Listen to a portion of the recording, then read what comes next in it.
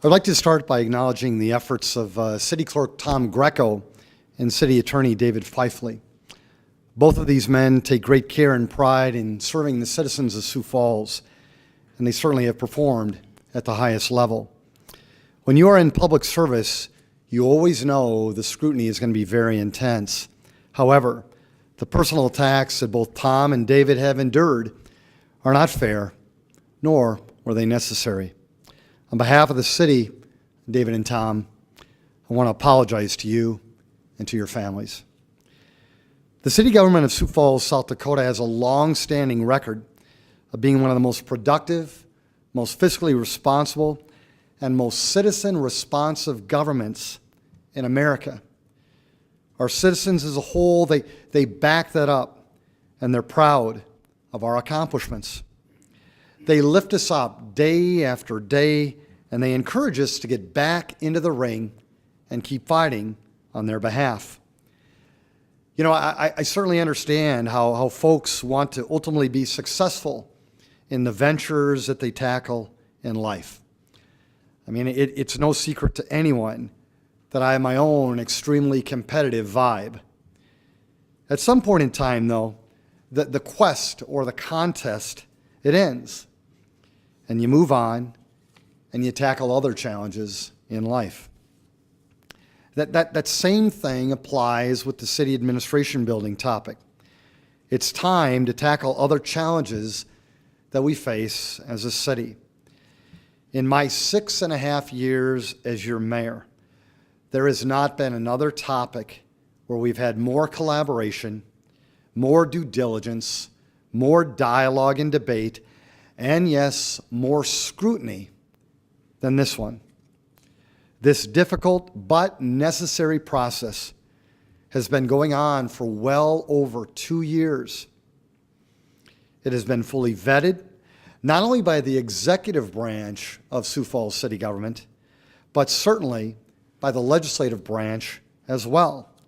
And as evidenced this week, the judicial system also played a key role.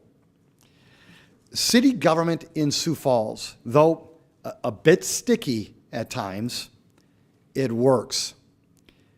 The city government process involving the city administration building followed the city charter, the codes, the policies, and the laws. While not everyone is going to agree with the final solution, no one should say that the citizens have not been represented appropriately or professionally. Over 80 years has passed since citizens and city leaders have come together and they invested in the building that we're standing in right now, our existing city hall. Sioux Falls, it's now our turn to do something similar that will serve the citizens of our great city for an even longer period of time. I, along with countless others, have relayed the virtues of why this investment is a prudent one. It's not necessary to repeat all of them today.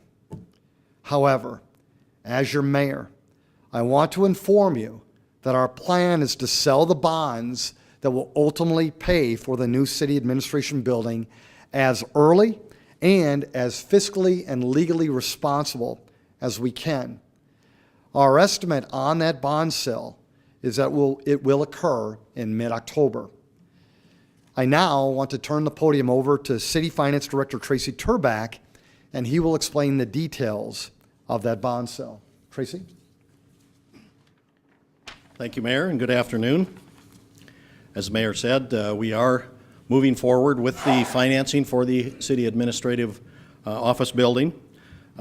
He also mentioned that it's been well over 2 years, about 2.5 years, and consistent with the original plan that was laid out that long ago, the project will be financed by the sale of sales tax revenue bonds. I want to talk a little bit about the bonds that will be sold, the bond sale process, and some of the things that go into that sale of bonds. So the sales tax bonds will be sold by a competitive bid process. The city of Sioux Falls historically has used that as a sales process. We believe that achieves the lowest overall borrowing costs, so that will be done by a competitive sale. The goal of the bond sale is to raise the $21.9 million to fund the costs of the project. That's the design, the construction, all the things that will actually go into the project, including the improvements to Van Epps Park and on Dakota Avenue. In addition to raising the $21.9 million for the project costs, we will fund a debt service reserve fund and the cost of issuance, as well as a small amount of capitalized interest. So the total amount of bonds to be sold will generate somewhere in the neighborhood of $24 million. The final maturity on the bonds is expected to be 20 years, which would mean the final payment on the bond would be made in 2036. The timing of this bond sale really, in so many ways, could not be much better. The interest rate environment today is really at a very, very near historical lows, and so the timing is quite optimal in terms of the interest rate environment. In addition to that, the city's excellent credit rating will translate into even lower borrowing costs. And I want to talk a little bit about that credit rating. For a municipality, that credit rating comes in the form of a bond rating. Earlier this week, we announced that Moody's Investor Services, this is an independent firm that analyzes the creditworthiness of financial instruments, and in this case, our city municipal sales tax bonds. Moody's assigned an excellent, very excellent rating on our sales tax bonds of AA2. Now, just to put that into perspective, Moody's uses a range of, I believe it's 22 different possible ratings that they will assign to issues. There are only 2 higher than a AA2. So that indicates very well, I think it speaks for itself in terms of the creditworthiness of the city sales tax bonds. But I do want to dig a little bit deeper and pull some information out of that Moody's report that they issued when they assigned that bond rating. The overarching theme in their report was really, and the basis for their AA2 rating on the sales tax bonds was the city's strong and growing economy. They cited specifically the positive trajectory of the local economy and growing sales tax receipts as kind of a foundation of their analysis. Some of the specific things that they recognized about Sioux Falls: the sizable and consistently growing tax base. Our population caught their attention. The growth of our population. They remarked specifically, since the year 2000, the last time we had a census, 16 years, only 16 years ago, the city population has grown nearly 40%. They found that quite remarkable. We talk often about the history of our strong sales tax revenues and the strong growth in that revenue source, and that certainly was a key part of their report. The local unemployment rate being among the lowest rates in the nation, and they certainly keyed in on that as well. And the last kind of demographic thing that they picked up on was that family incomes in Sioux Falls are above the national averages. Beyond the economy and the demographics in Sioux Falls, the last thing I want to pull out of the report and mention to you, and this is a direct quote from the report, it has to do, comes in under the heading of management and governance, and it really reflects really a long history here in Sioux Falls. And it reads as follows: the city's management is considered strong given prudent fiscal oversight and the use of multi-year capital planning to accommodate the city's rapid growth.